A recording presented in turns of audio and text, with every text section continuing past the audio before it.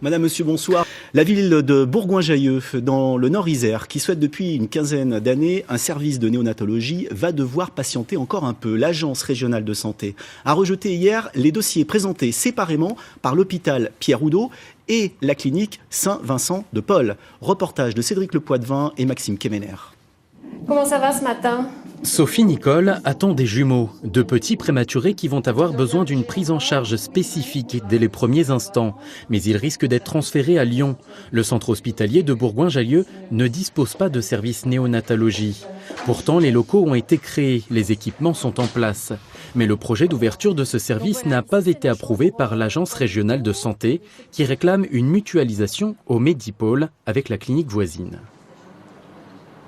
Le but, c'était bien d'avoir une complémentarité entre des établissements, certes, qui ont un statut juridique différent, mais qui participent tous à la réponse sur les besoins du site de l'agglomération bergalienne. La clinique Saint-Vincent de Paul avait elle aussi son propre projet. Elle va devoir travailler à l'élaboration d'un dossier commun avec le centre hospitalier. Il reste juste maintenant à définir les modalités de votre dossier commun. Essentiellement juridique, parce que voir comment l'hôpital est public, nous on est privé, donc pour que les médecins travaillent d'un côté et de l'autre, il faut définir des contrats. Et ça doit pouvoir se faire sans problème, quoi. Et de toute façon, les bébés seront accueillis, s'ils naissent à l'hôpital ou à la clinique, seront accueillis dans la néonate qui sera installée. L'hôpital, lui, entend mettre ses moyens à profit.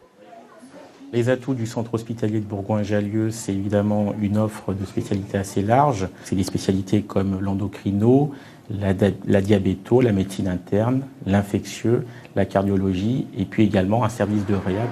Reste à choisir un lieu d'emplacement, clinique ou hôpital. Les deux structures ont jusqu'à fin octobre pour faire part de leur projet à l'ARS.